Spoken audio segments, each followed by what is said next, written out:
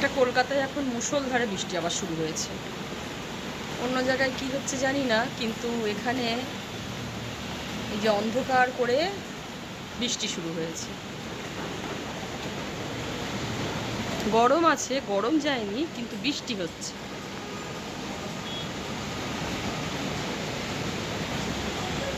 তবে একটাই জিনিস, যে বৃষ্টিতে এই সবুজ পাতাগুলো আরও সবুজ হয়ে ওঠে, খুব সুন্দর লাগে আরও।